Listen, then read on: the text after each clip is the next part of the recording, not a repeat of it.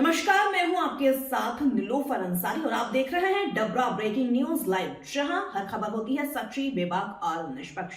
तो आइए नजर डालते हैं आज की खास खबर की ओर। बाल सका सरजू मैया के किनारे पर बड़ा बाल लीला करते थे और ऐसे ऐसे थे, तब उनके बाल सखा आते थे। इनके ये तो ननियाल में थे, वो खूब खेलते थे। एक कथावाचक और एक जगह मैंने इस चीज को पढ़ा, तो उसमें निषाद राज जी ने जब भगवान श्री राम जी का जब जो निषाद राज जी बड़े हो गए तो ननियाल से अब वो श्रृंगवेरपुर जब आ रहे थे तो उन्होंने राम जी से कहा कि आप तो राजा के पुत्र हो, आप तो राजा बन जाओगे, हमारे लिए क्या है। तो उन्होंने कहा तुम्हारे लिए क्या है, तुम मेरे मित्र बन चुके हो। ये न मित्र दुख होय दुकारी, तिने विलोकत पातक वारी, नहीं दुख बिरखम रच कर जाना, मित्र दुख में समाना, दे दलेत मन संगत रही, बल अनुमान सदा हित करे, कुपंत निवार सुपंत चलावा, गुण प्रगटे हो गुना ही दोहरावा।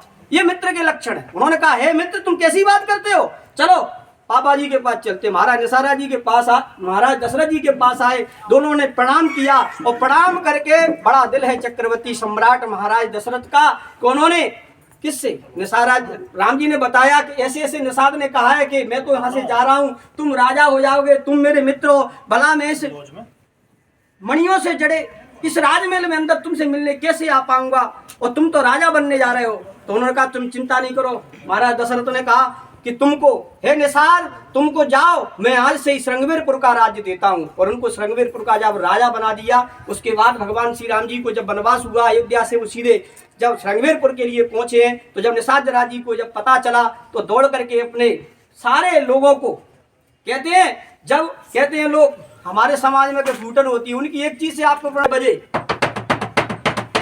ऐसे नगाड़े बजते ही हजारों की तादाद में सेना इकट्ठी हो गई। ये समाज की एकता है, इनसे प्रेरणा मिलती है। अगर आराध्य देव को अपन मानते हैं तो नगाड़े अगर समाज के बजते हैं संकट की घड़ी में, तो फिर आपके अंदर कितनी भी बुराइयां हो, आपको ऐसे नगाड़े बजते ही हजारों की संख्या हमें इकट्ठे हो जाना चाहिए। जंतियां चलती रहेंगी, माला गिरती रहेंगी, हमारे टीका होते रहेंगे, तुम्हारे भी टीका होते रहेंगे। और बढ़िया मैं कैसा लग रहा था, मेरा फोटो कैसा लग रहा था, ये तो जीवन में चलता ही रहेगा। देखिए जीवन चरित्र अनुकरणीय है। इन्होंने महाराज निषाद जी ने जब राम जी को पाया तो बुलाया, कहा कृपा करूं पुर धारूं पाऊं, कहीं सब तब लोग सिहाऊं, कृपा करके आप मेरे नगर में पधारिए, बड़ी कृपा होगी। तब उन्होंने कहा हे निषाद राज, आपका कहना तो सर्वसम्मति से बहुत अच्छा है, पर मैं श्रृंगवेरपुर में नहीं जा सकता हूँ। बोले क्यों? बोले मुझे पिताजी ने 14 वर्ष का वनवास दिया है, इसलिए हे निषाद मैं नगर में अंदर प्रवेश नहीं कर सकता हूँ। तब उन्होंने कहा तो ठीक है।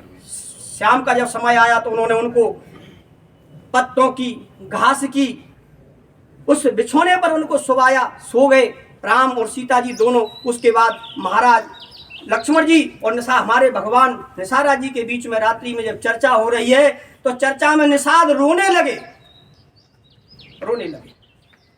आंसुओं की धारा बहने लगी। ये मित्र का भाव है। मित्र का भाव देखिए, मित्र का भाव देखिए। जब मित्र का भाव ये हुआ, रोने लगे, तब उन्होंने कहा देखो, तब राम निषाद जी कहने लगे कि ये तो सीता जी जनक जी की पुत्री हैं, और महाराज चक्रवर्ती सम्राट महाराज दशरथ, जिनको देख करके कौन इंद्र अपना सिंहासन छोड़ देता है, उनकी आज पुत्र वधु घास की सैया पर सो रही है। इनके लिए हजारों दास दासियां सेवक थे, मणियों के चौबारों में पलंगों पर ये सोते थे। आज वही श्री सीताराम जी आज घास की पूंछ पर सो रहे। तब उन्होंने कहा कि कोऊ न काऊ सुख दुख कर दाता। लक्ष्मण जी ने ज्ञान से बड़ी, वैराग्य से बड़ी बात निषाद से कही कि हे भैया निषाद, न कोऊ काऊ सुख दुख कर दाता, निज कृत कर्म भोग सब भ्राता। हे भैया, ना कोई किसी को सुख देता है, ना कोई किसी को दुख देता है, जो जैसा कर्म करता है वो वैसा फल पाता है। उन्होंने कहा कर्म प्रधान विश्व कर राखा, जो जस करे तस फल चाखा। जो जैसा कर्म करता है वो वैसा फल प्राप्त करता है। भैया इसमें किसी का कोई दोष नहीं है। तो ये हमारे निषादों की है। राम जी सुबह उन्होंने बरगद के दूध को मंगाया, जटा बनाए। निषाद दुखी होने लगे तो उन्होंने कहा आप तो कृपा करके मेरे नगर में पधारिए और मेरे हमारी महानता देखिए। उन्होंने कहा महानता देखिए, उन्होंने कहा कि आप तो सिर्फ ऐसा काम करिए, अरे आप तो मेरे सिंहासन पर विराजमान हो जाइए, मैं तो आपका सेवक बन करके इस श्रृंगवेरपुर में आपके 14 वर्ष पूरे करूंगा। बताइए आप, आदमी तो किसी की पेंशन अगर मांग के ले ले तो उसको वापस नहीं करता है, लेकिन हमारे आराध्य देव, मैं तो इनके चरणों में कोटि कोटि बार प्रणाम करता हूं कि आपने पूरी समाज को गौरवान्वित किया है। और उधर भरत जी जब लौट करके आए, राम जी चले गए, भरत जी जब लौट करके आए तो भरत जी लौट के आए। तो उसी समय भी ऐसा नहीं कि अब राम चले गए, तो उन्हीं चतुरंगी सेना को देख करके महाराज निसारा जी बहुत क्रोधित हुए और उन्होंने क्या किया, कहा कि कुछ नहीं, ढोल नगाड़े बजा दिए दोबारा से, सारे सेना को इकट्ठा कर लिया। बोले तत्काल में क्षण भर में पूरी भरत की सेना को मैं धराशायी कर दूंगा। ऐसा नहीं है, हम योद्धा भी हैं।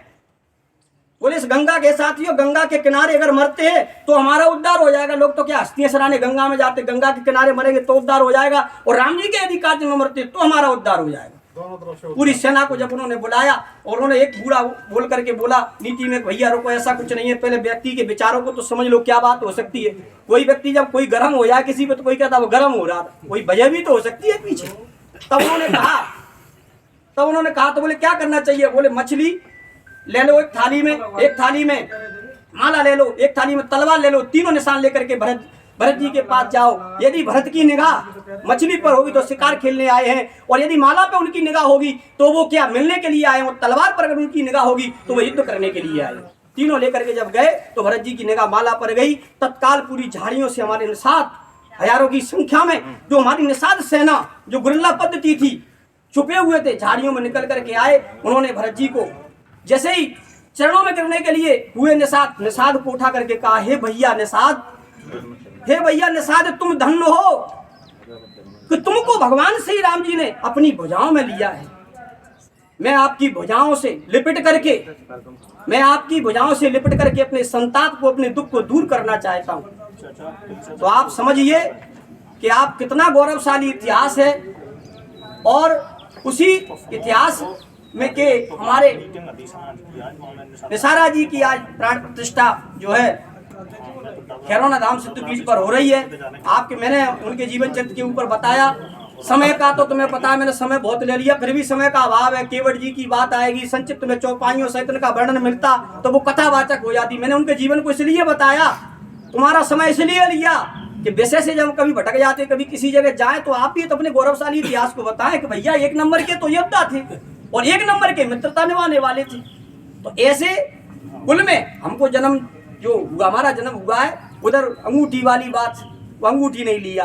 खबर में बस इतना ही। अगर वीडियो अच्छी लगी हो तो लाइक, शेयर और कमेंट करना, और चैनल को सब्सक्राइब करना बिल्कुल ना भूलें। नमस्कार।